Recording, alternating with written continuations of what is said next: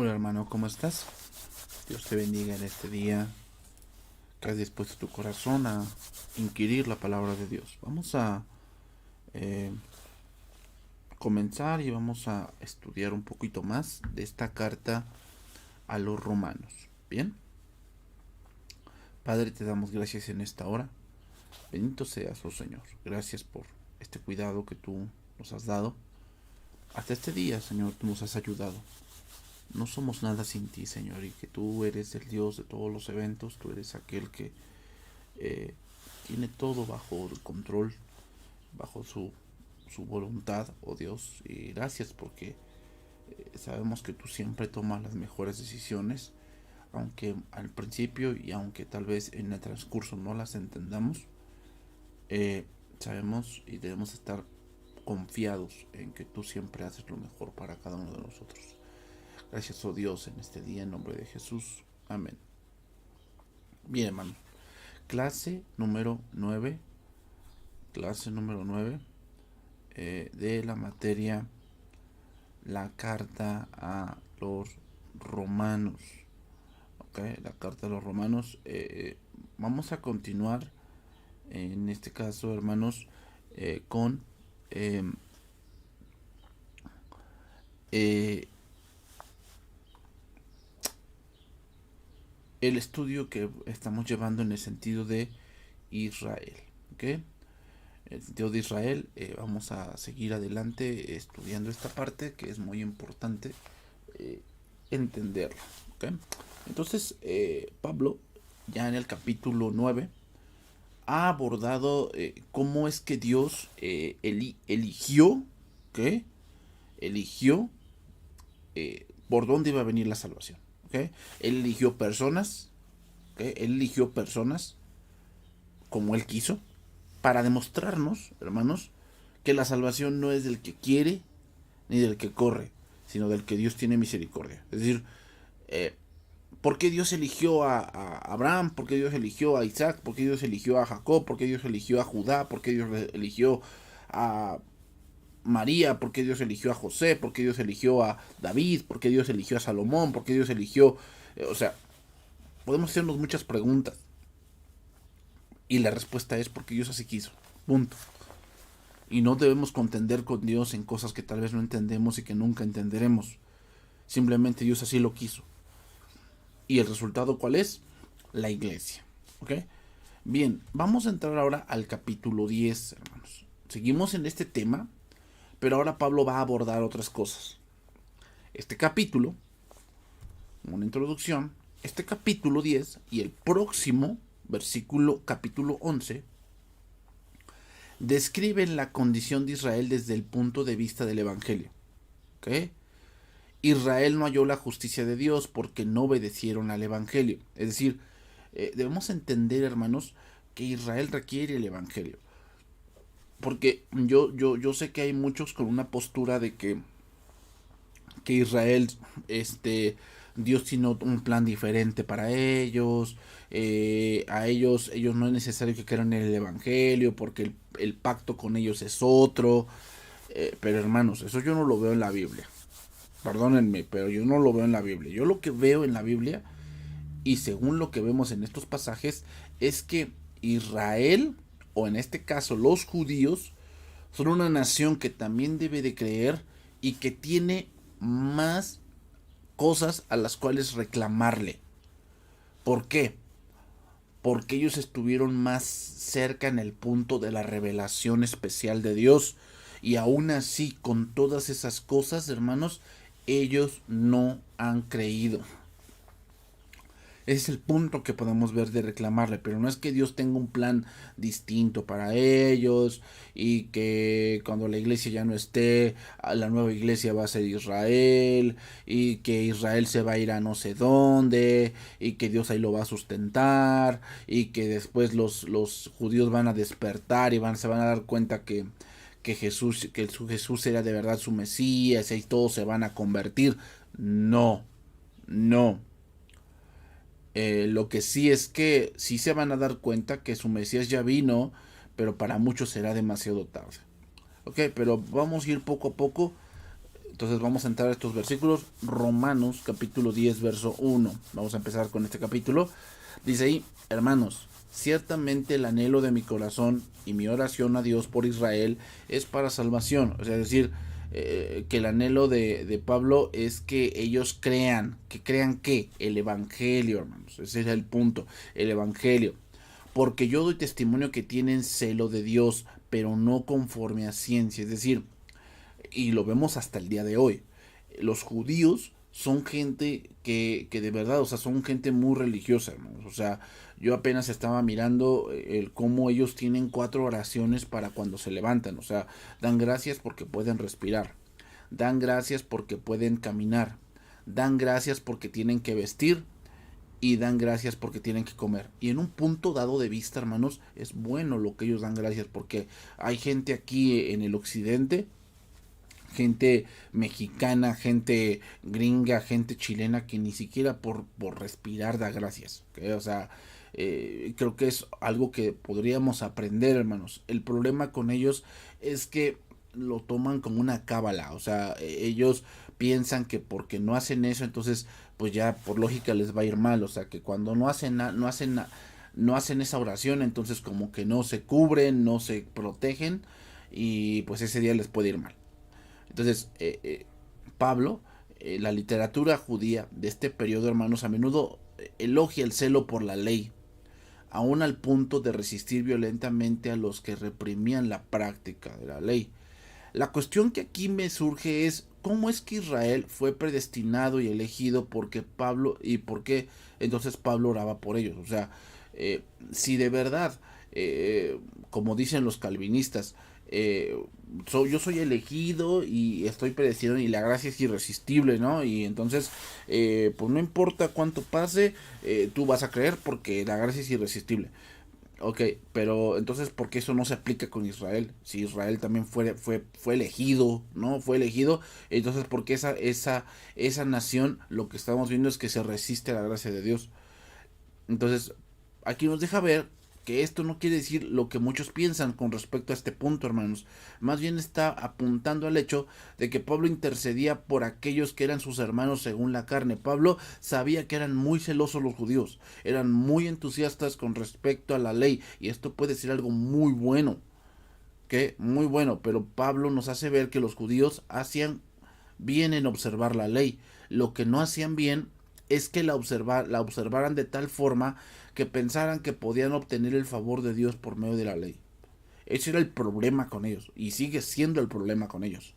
¿Okay? O sea, el problema con los judíos es que ellos piensan que porque son un pueblo distinto con diferentes costumbres, eso los hace acreedores a que ellos sí de por sí van a ir al cielo nada más por nacer judíos.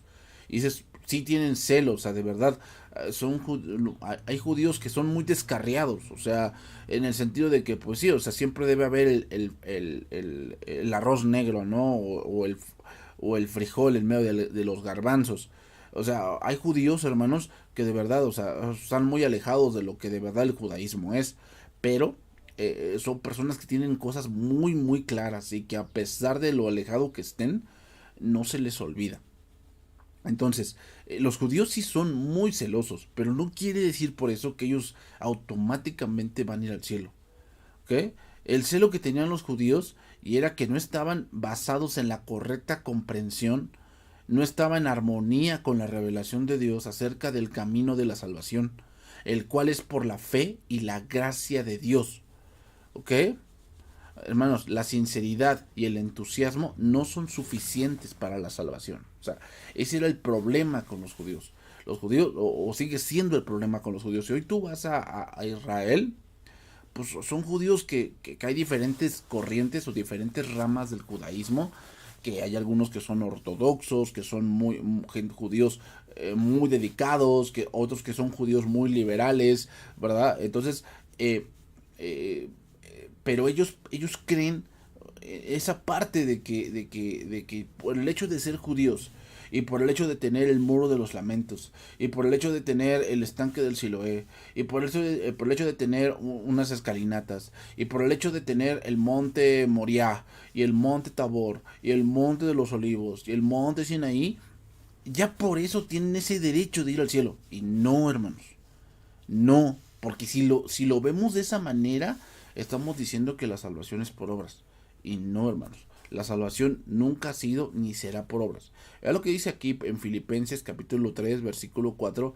Pablo aquí hablando sobre aquellos que pues querían entrar a la iglesia de Filipos a base de sus logros personales. Entonces, aunque yo tengo también en qué confiar en la carne, dice, si alguno piensa que tiene que confiar en la carne, yo más. O sea, cosas externas, hermanos, cosas que a lo mejor yo puedo hacer y que se ven muy piadosas. O sea, hay cosas, hermanos, que a la vista de los hombres, pues se ven muy piadosas. Pero no quiere decir porque los hombres las aprueben y porque los hombres las vean muy piadosas, eso es delante de Dios. O sea, nada que ver. O sea, Dios es otra cosa. O sea, la Biblia dice que nuestros pensamientos no son sus pensamientos. Entonces, el hecho de que la gente apruebe que, no sé, que haya un narco y que puso una escuela, ¿no? Entonces la gente dice, bueno, esta persona es mala, pero puso una escuela, entonces quiere decir que no es tan mala como parece. ¿Y tú piensas que Dios lo ve así? O sea, tú piensas que Dios ve que, bueno, este cuate mata personas, mata familias, pero pues cada domingo no falta con su diezmo, no falta con su contribución. Pues creo que no. O sea, Dios no es así. Pero gente lo ve así. Circuncidado al octavo día, del linaje de Israel, de la tribu de Benjamín, hebreo de hebreos, en cuanto a la ley, fariseo, en cuanto a celo, perseguidor de la iglesia, en cuanto a la justicia que es por la ley, irreprensible. Pero por cuántas cosas eran para mí ganancia, las he estimado como pérdida por amor a Cristo. Pero vean, ¿a dónde lo llevó el celo, hermanos? Mira, en cuanto a celo, perseguidor de la iglesia. ¿A dónde lo llevó el celo a, a Pablo? A perseguir a los cristianos. Hermanos, les voy a decir algo. La primera nación que persiguió a la iglesia fue Israel. Eso nadie lo dice. Pero las primeras persecuciones fuertes hacia la iglesia provinieron de los judíos. Porque ellos decían que lo hacían por celo. Pero hermanos, es un celo mal fundado. ¿Por qué? Porque ellos no podían soportar que la salvación fuese por fe y que toda su teología de obras se derrumbara. Seguimos ahí. Romanos 10, 3 al 4. Porque ignorando la justicia de Dios, vete, no es que esté velada, es que la ignoran. Ignorando la justicia de Dios y procurando establecer la suya propia, no se han sujetado a la justicia de Dios. Porque el fin de la ley es Cristo. El fin de la ley es Cristo. Para justicia a todo aquel que cree. Es decir, fíjate, ya lo está dando por sentado Pablo, que Israel tiene que creer. No es que, pues bueno, es que Israel es otra cosa. Y ahorita Israel como que Dios esconde de él el rostro y como que por eso está la iglesia para llamarlos a celo. A ver, no está diciendo eso Pablo y vamos a llegar después a ese verso. Pero lo que Pablo está diciendo en ese verso de llamarlos a celo es el ver las grandes maravillas que Dios hace en la iglesia y la revelación especial que Dios trae al mundo a través de la iglesia. Eso debe llamar a celo Israel. ¿A qué? A que ellos vean que las promesas del Antiguo Testamento terminan en Cristo. El fin de la ley es Cristo. El ignorar de los judíos producía dos cosas, o dos razones por las cuales ignoraban estas cosas. Número uno, los judíos no entendían el evangelio de la gracia. No lo entendían ni lo entienden. Y número dos, los judíos no tenían una relación de fe con Dios. Por lo tanto, al ignorar los judíos, en la justicia de Dios, se iban por el lado de las obras y sustituyeron la fe por el desempeño humano. Y esto los llevó al orgullo, la arrogancia y al exclusivismo de creerse salvos por carne y no por fe. O sea, como te digo, ellos piensan que son salvos por nacer judíos. Y pues obviamente, claramente que no. O sea, ellos han sustituido la gracia, la justicia de Dios y procuran establecer la suya propia. O sea, no, pues es que ya teniendo, ya naciendo judío, tú tienes luz propia. Eso es lo que ellos dicen. O sea, dicen que ellos, que ya tú convirtiéndote en judío, tú tienes una santidad que ya emana de ti solamente por ser judío. O sea, eso es lo que ellos tanto argumentan. Lo cual, pues, es una falacia. Es una falacia, hermanos. Entonces, es por ello que los judíos no aceptaban esto, ya que ellos perseveraban en las obras de sus propios corazones y no del Espíritu Santo. Debe haber un balance, hermanos, entre la fe y el arrepentimiento también. Vamos a leer un pasaje. Ezequiel 36, versículo 22. Por tanto, di a la casa de Israel: así ha dicho Jehová el Señor, no lo hago por vosotros, oh casa de Israel, sino por causa de mi santo nombre, el cual profanasteis vosotros entre las naciones a donde habéis llegado. Y santificaré mi grande nombre, profanado entre las naciones, el cual profanasteis vosotros en medio de ellas. Y sabrán las naciones que yo soy Jehová, dice Jehová el Señor, cuando sea santificado en vosotros delante de sus ojos. Y os tomaré de las naciones, y os recogeré de todas las tierras, y os traeré a vuestro país. Esparciré sobre vosotros agua limpia, y seréis limpiados de todas vuestras inmundicias, y de todos vuestros ídolos os limpiaré. Y os daré corazón nuevo, y pondré espíritu nuevo dentro de vosotros, y quitaré de vuestra carne el corazón de piedra, y os daré un corazón de carne. Y pondré dentro de vosotros mi espíritu, y haré que andéis en mis estatutos, y guardaréis mis preceptos, y los pongáis por obra. A ver, hasta este punto, ¿de quién está hablando? Vamos. Esa es la interrogación en este pasaje. ¿De quién está hablando? Muchos luego dicen, bueno, es que Ezequiel es un profeta del Antiguo Testamento, por lo tanto, está hablando a la Israel. A ver, sí y no. Sí y no. A ver. Ezequiel fue escrito en un tiempo en el que ya Israel estaba siendo disciplinado. Pero ahí ya no era Israel. Israel era el conjunto de 12 tribus. Y recuerden que las únicas tribus que volvieron después del exilio fueron dos: Judá y Benjamín. Y es lo que ahora conocemos como los judíos. Las demás tribus se dispersaron, desaparecieron, se mezclaron, hicieron los samaritanos, cosas así. Ok. Ahora, si decimos que es Israel, aquí dice que Dios se va a santificar, que ellos van a volver, pero esto no concuerda. Dice ahí: yo os daré corazón nuevo, y pondré espíritu nuevo dentro de vosotros, y quitaré de vuestra carne el corazón de piedra, y os daré un corazón de carne, y pondré dentro de vosotros mi espíritu. A ver, ¿Israel tiene el espíritu de Dios dentro de ellos? No. ¿Quién tiene el espíritu de Dios dentro de ellos? La iglesia. Los quiero que me sigan con cuidado, hermanos. Sí, Dios hizo volver a Israel. Dios hizo volver a Israel con un propósito. ¿Cuál es ese propósito? Pues que de ahí viene y es el Mesías. Pero esa parte, hermanos, de os daré un corazón nuevo, no se refiere al Israel carnal. Se refiere al Israel espiritual. Y ese Israel espiritual es la iglesia. Fíjate lo que dice, sigue diciendo: y pondré de entre vosotros mi espíritu, y haré que andéis en mis estatutos, y guardéis mis preceptos y los pongáis por obras. ¿Eso está haciendo hoy Israel? Perdónenme, pero no. No, eso no lo está haciendo hoy Israel, no. Habitaréis en la tierra que di a vuestros padres, y vosotros me seréis por pueblo, y yo seré a vosotros por Dios. Muchos dirán, bueno, es que aquí está hablando del milenio. susténtalo con una base bíblica. Pero eso no, el milenio no trata de eso, ¿eh? El milenio no trata de eso.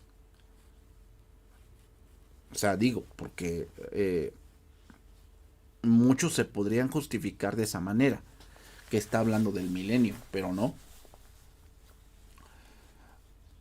Y habitaréis en la tierra que di a vuestros padres, y vosotros me seréis por pueblo, y yo seré a vosotros por Dios. Y os guardaré de todas vuestras inmundicias, y llamaré al trigo, y lo multiplicaré, y no os daré hambre. Multiplicaré asimismo el fruto de los árboles, y el fruto de los campos, para que nunca más recibáis oprobio de hambre entre las naciones. Y os acordaréis de vuestros malos caminos y de vuestras obras que no fueron buenas, y os avergonzaréis de vosotros mismos por vuestras iniquidades y por vuestras abominaciones. No lo hago por vosotros, dice Jehová el Señor, sabedlo bien. Avergonzaos y cubríos de confusión por vuestras iniquidades, casa de Israel. Así ha dicho Jehová el Señor: el día que os limpie de vuestras iniquidades, haré también que sean habitadas las ciudades, y las ruinas serán reedificadas. Y la tierra asolada será labrada, en lugar de haber permanecido asolada a ojos de todos los que pasaron. Y dirán: esta tierra que era asolada ha venido a ser como huerto del Edén, y estas ciudades que eran desiertas y asoladas y arruinadas están fortificadas y habitadas. Y las naciones que queden en vuestros alrededores sabrán que yo reedifiqué lo que estaba derribado y planté lo que estaba desolado. Yo Jehová he hablado y lo haré. Así ha dicho Jehová el Señor: aún seré solicitado por la casa de Israel para hacerles esto. Multiplicaré los hombres como se multiplican los rebaños, como las ovejas consagradas, como las ovejas de Jerusalén en sus fiestas solemnes. Así las ciudades desiertas serán llenas de rebaños de hombres, y sabrán que yo soy Jehová. Entonces Pablo también está viendo esta parte, que Israel ha cumplido su propósito, y que si ellos no creen, hermanos, si ellos no creen, se van a ir al infierno, ¿eh? O sea, nada de que, ay, pues es que ellos sí no comían cerdo y comida kosher, y ellos sí nacieron en la tierra santa. Hermanos, perdónenme, pero esas son ideas humanas. Eso no, yo no creo que Dios vea eso de tierra santa. O sea, perdóname, eso es un pensamiento puramente humano. Puramente humano. Continuamos ahí.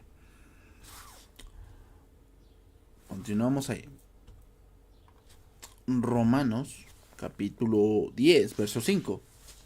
Porque de la justicia que es por la ley, Moisés escribe así. O sea, ahora Pablo va a argumentar, porque muchos dicen, bueno, yo estoy guardando la ley. Podrían argumentar algunos judíos, y lo siguen argumentando. Bueno, Pablo ahora va al punto de que la misma ley, y lo sabemos, Gálatas habla de que la ley es el ayo, ¿no? Entonces, Pablo va a poner en claro eso, y dice aquí: porque la ley, Moisés escribe, el hombre que haga estas cosas vivirá por ellas. Es decir, Pablo cita el Levítico para dar una interpretación judía, donde ellos decían que aquel que cumpliere con los ritos y costumbres tendría la vida eterna, ¿no? Y esto hacían que los judíos se sintieran los únicos capaces de alcanzar la vida eterna, por cuanto para ellos, para que un gentil fuese salvo, tenía que renunciar a su estado de nacionalidad y tomar para sí mismo el judaísmo, para así estudiar a fondo la ley y alcanzar justicia delante de Dios. Eso es lo que ellos creían y siguen creyendo. Pero ya hemos estudiado en capítulos anteriores, al menos, que esta justicia es inútil delante de Dios. Entonces, la promesa estaba allí, que aquel que cumpliera la ley, pero los judíos no se daban cuenta de que jamás la podrían cumplir. De hecho, los mismos reyes entendieron esta cuestión y corrieron y se refugiaron en la gracia de Dios para encontrar la justicia en Dios mismo, hermanos. O sea, la ley ellos la vieron mal, la entendieron mal y la siguen entendiendo mal, pensando que la ley fue dada para que ellos fuesen un pueblo que va directito al cielo. Y no, la ley fue dada para que ellos entendiesen que su único proveedor y que su único sustentador y que no solo de pan vivirá el hombre era el Señor, pero ellos nunca lo entendieron ni lo han entendido. Sigue diciendo 10 versículo 10, capítulo 10 versículos 6 y 7. Pero la justicia que es por la fe dice así: no digas en tu corazón, ¿quién subirá al cielo? Esto es para traer abajo a Cristo. O ¿quién descenderá al abismo? Esto es para hacer subir a Cristo de entre los muertos. Pablo aquí expone un texto del Deuteronomio, pero a la manera judía. ¿Okay? O sea, él está citando pasajes del Antiguo Testamento a la manera judía. Es que la ley dice así. ¿Okay? La ley dice así. Bueno, sí dice. Sí dice lo que dice el Deuteronomio, el Levítico, sí lo dice.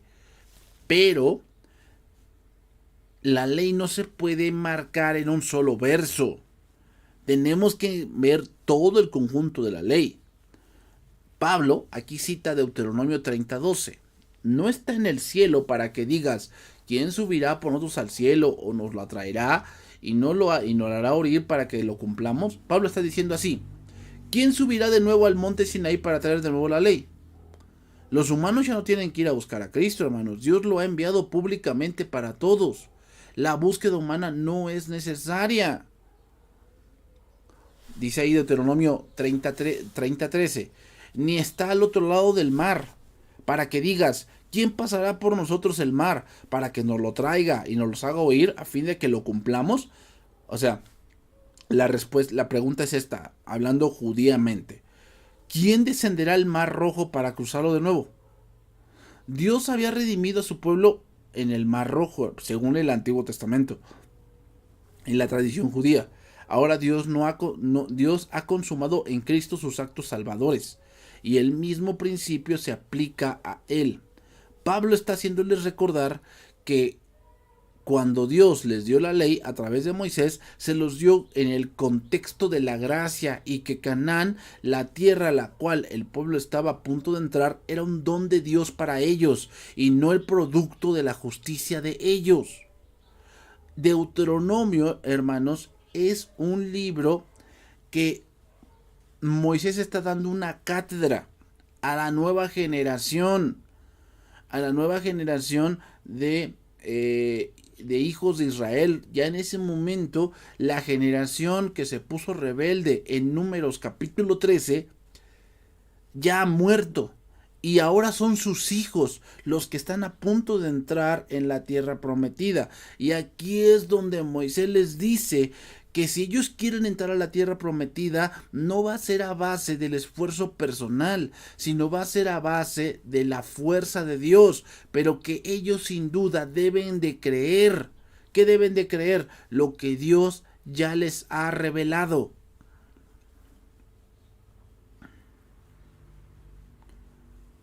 Y entonces, hermanos, ellos debían ver la gracia de Dios, la cual nunca vieron.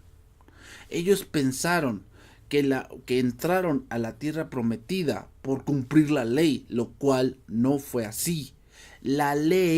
Cumplir la ley era para preservación, era para que Dios los bendijera, pero no para entrar a la tierra prometida.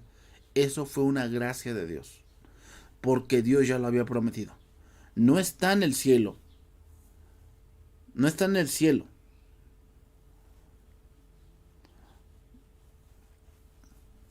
O sea, ¿otra vez tiene que haber un monte Sinaí para que entonces suba alguien y lo baje? No, hermanos, Cristo ya se reveló. No es necesario ese tipo de cosas que hoy muchos hacen. O sea, si quieres visitar el monte Sinaí, está bien, o sea, no tengo ningún problema. Pero muchos piensan que ir al monte Sinaí es para tener un despertar espiritual. Pues no sé de qué. Pues no sé si tengas un despertar espiritual lleno de rocas y de arena. Solamente es eso, ¿no? O muchos dicen, o quién descenderá al abismo, o quién, dice ahí, tampoco preguntes quién bajará al mundo de los muertos, es decir, quién va a traer a Cristo y a resucitarle de entre los muertos. O sea, quién va a ponerse entre nosotros y mostrarnos la vida. Pues la vida ya se manifestó, eso es Cristo. No es necesario, hermanos, no es necesario que Dios haga cosas tan portentosas como las hizo en el Antiguo Testamento para que entonces veamos que si es un pacto fidedigno. No, el pacto ya se hizo en la cruz del Calvario, lo cual los judíos rechazan. Pero ven lo que dice, más que dice, cerca de ti está la palabra, en tu boca y en tu corazón. Esta es la palabra de fe que predicamos. Pablo vuelve a citar el Deuteronomio. Ahora Deuteronomio capítulo 30 versículo 14. Porque muy cerca de ti está la palabra, en tu boca y en tu corazón, para que la cumplas. Y este verso se refiere a la ley y siempre y cuando esté escrita en el corazón, hermanos. Jeremías 31:31. He aquí que vienen días, dice Jehová, en los cuales haré nuevo pacto con la casa de Israel y con la casa de Judá.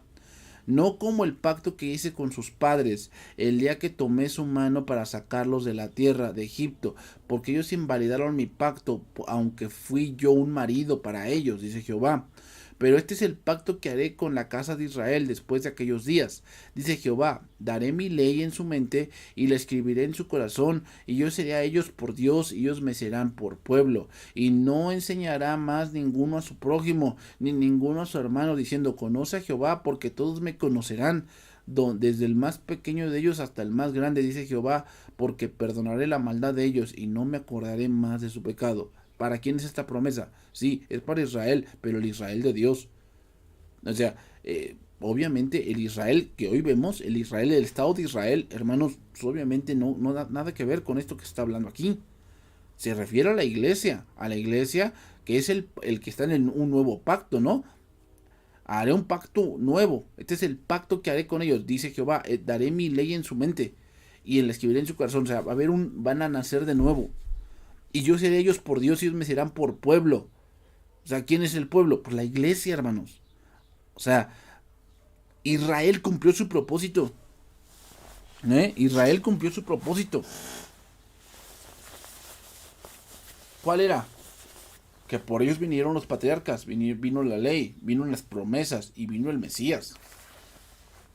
Pero sin duda, ellos al no creer, esa incredulidad de ellos vino a ser gloria del mundo. ¿Por qué? Porque ellos no creen en el Mesías, que para la iglesia es lo más grandioso que Dios pudo haber enviado.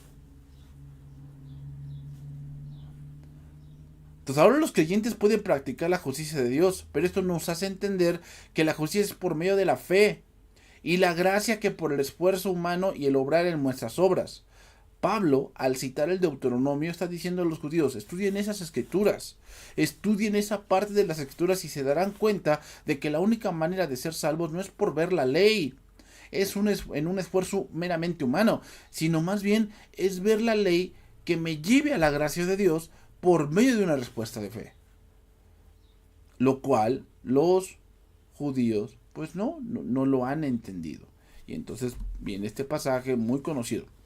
Que si confesares con tu boca que Jesús es el Señor y creyeres en tu corazón que Dios le levantó de los muertos, serás salvo. Porque con el corazón se cree para justicia, pero con la boca se confiesa para salvación. Pablo enfatiza aquí la boca y el corazón porque está exponiendo el verso anterior de Deuteronomio. De Deuteronomio capítulo 30 versículo 14, donde dice, porque muy cerca de ti está la palabra en tu boca y en tu corazón para que la cumplas. Que habla del mensaje de la fe en la boca y el corazón de uno. Aquí la palabra confesar, que si confesares, aquí la palabra esta confesar viene de la palabra griego homologeo, que significa un pacto, un reconocimiento, un asentir, estar de acuerdo con algo. La confesión, hermanos, era algo en esos tiempos que te llevaba a la muerte. El confesar que Jesucristo era el Señor y no cesar llevaría a cualquier cristiano al circo romano para ser muerto y ser diversión de la gente. Pero antes de la confesión es la fe y el arrepentimiento, hermanos. El judío primero quería obrar y quería esforzarse personalmente en lo que él pensaba que le traería la justificación. Es por eso que el judío no era salvo, no daba un paso de fe. ¿Por qué? Porque confiaba en sí mismo. Por eso no daba un paso de fe. Entonces, primeramente debe haber fe en el corazón. Sin dicha fe, una confesión de labios sería una mera burla. Pero también, aunque hay fe en el corazón, la confesión con los labios no solo se requería, sino completamente natural, sino de una fe genuina, hermanos. Es decir, lo que Pablo está diciendo aquí es que ustedes judíos deben reconocer, o sea, no es repetir algo, hermanos. Eso quítense de lo de la mente, o sea, eso salió en las campañas evangelísticas donde pues se le llama a la gente a que acepte a Cristo y que confiese y haga esta oración y la repita y cosas así, ¿ok? Ahora, ¿han nacido gente así por ese tipo de prácticas? Sí, sí, o sea, yo soy testigo de ese tipo de cosas. O sea, yo sé que gente ha nacido así, pero también he sido testigo de gente que aunque ha repetido cierta oración, no es cristiana. ¿Por qué? Nacer de nuevo no depende de una oración, no depende de un lugar, no depende de si lloraste o no, no depende de si eres alto, bajito, blanco, negro, si eres ortodoxo, eres jesuita, no lo sé. O sea, no depende de eso. Nacer de nuevo es de Dios. Entonces, ¿qué está diciendo aquí Pablo? Lo que él está diciendo es que ustedes ya tienen las evidencias, judíos. Porque ese es el contexto. Aquí Pablo está hablando del punto de vista de los judíos, de su posición delante de Dios, en el punto de que ellos no creen, de que ellos son muy aferrados a la ley, de que son muy celosos de la ley y que cuando se les presenta el Evangelio no lo creen. ¿Por qué? Porque ellos, hermanos, hasta el día de hoy no creen en Jesús. Lo ven como algo que nosotros, que la misma iglesia se lo ha inventado. Que las mismas personas se lo han inventado, pero ellos que están más cerca, que son judíos, para ellos Jesús era una persona normal que pues muchos exaltaron de más. O sea, ellos confiesan pues que no creer, hermanos, pero eh,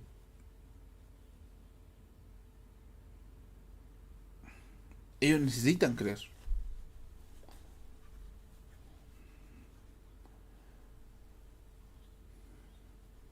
Entonces,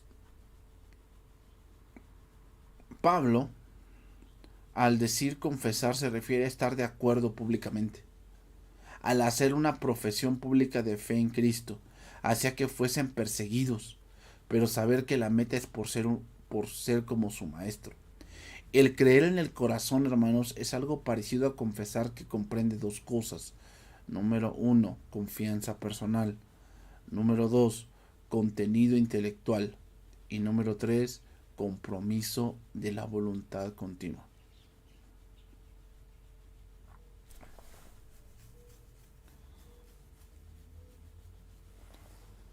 Así como los judíos ponían su mera confianza en el celo y en prácticas que ellos mismos habían inventado en el Talmud, era necesario que ellos también tuvieran esa extrema confianza en el Evangelio. Mira como dice aquí, serás salvo si reconoces abiertamente que Jesús es el Señor. O sea, solamente si te rindes a Él, y en todos los evangelios vemos este punto, hermanos. ¿Se acuerdan del joven rico? Llegó y dijo, maestro bueno, y Jesús le dice, ¿por qué me llamas bueno? Ninguno hay bueno sino Dios, sino el Señor. O sea, ¿tú me estás reconociendo como Señor? No. El joven rico lo reconocía como un maestro. De hecho, los fariseos, cuando iban a tentarle, le decían, maestro, sabemos que tú hablas con verdad y que no te cuidas de nadie, que conoces los pensamientos del corazón. y que tú hablas con verdad. Entonces Jesús les dijo, ¿por qué me tentáis, hipócritas? Entonces él dijo, ¿es lícito dar tributo a César, sí o no? ¿Se acuerdan de ese pasaje? O sea, lo reconocían como un gran maestro, pero confesar que Jesús es el Señor, para eso hay mucho trecho. Y hasta el día de hoy, o sea, hasta el día de hoy, los musulmanes o los judíos pueden llegar al punto de reconocer a Jesús como maestro. Eso te lo paso. Pero reconocerlo como el Señor y ponerlo a la altura de Jehová, perdóname, eso no te lo acepto. Los judíos no lo aceptan. Por eso es lo que dice. Si crees de todo corazón que Dios le levantó de la muerte, pues Dios te aprobará si crees de todo corazón y te salvará si con tu boca lo anuncias a otros. ¿Qué? Que Jesús es el Señor. O sea, ellos necesitan creer el Evangelio, hermanos. Ellos necesitan creer el Evangelio. Y lo que está dando por sentado aquí Pablo en Romanos capítulo 10 es que la ley misma ya lo decía. O sea, no es algo nuevo. Es algo que la ley misma lo ha dicho, pero su celo mal fundado de los judíos ha hecho que ellos estén ciegos a algo que es evidente. Sigue diciendo. Romanos 10, 11 y 12. Pues la escritura dice, todo aquel que en él creyere no será avergonzado, porque no hay diferencia entre judío y griego, no hay diferencia. Pues el mismo que es Señor de todos es rico para con todos los que le invocan. Pablo nuevamente ahora cita a Isaías, y estos capítulos cita mucho el Antiguo Testamento por cuanto explica a judíos lo que ellos tanto celan sin conocimiento. En Isaías 28:16, Pablo cita ese pasaje. Por tanto, Jehová el Señor dice así: He aquí que yo he puesto en Sión por fundamento una piedra, piedra probada, angular, preciosa, de cimiento estable. El que creyere no se apresure. ¿A quién se está refiriendo esa piedra? Jesucristo, es obvio, él es el Petra. Cuando se lo dijo a Pedro, y yo también te digo que tú eres Pedro, tú eres una piedra pequeña. Y recuerden, hermanos, que Pedro fue el precursor o fue el apóstol enviado a Israel o a los judíos. El apóstol a los gentiles fue el apóstol Pablo. Y esa palabra se la dice a Pedro: tú eres una piedra pequeña. O sea, ustedes como nación de Israel es una piedra pequeña. O sea, ustedes no son el fundamento del mundo, como ustedes se creen, ni la luz del mundo, ni que ustedes sufren por el mundo, como ellos dicen, lo dicen los judíos, ¿verdad? En un pensamiento absurdo. Ustedes son una piedra pequeña, pero sobre esta roca, el mismo, Petra, edificaré mi iglesia. Fíjate, no dice, sobre esta roca restituiré a mi pueblo Israel. No dice eso, dice, y sobre esta roca edificaré mi iglesia. ¿Por qué? Porque la iglesia es el resultado entre judíos y gentiles, que Dios quitó esa línea divisoria para que de dos pueblos hiciese uno. Aquí le voy a dejar, hermanos, hasta este punto. Que Dios te bendiga y nos vemos la siguiente clase. Bendiciones.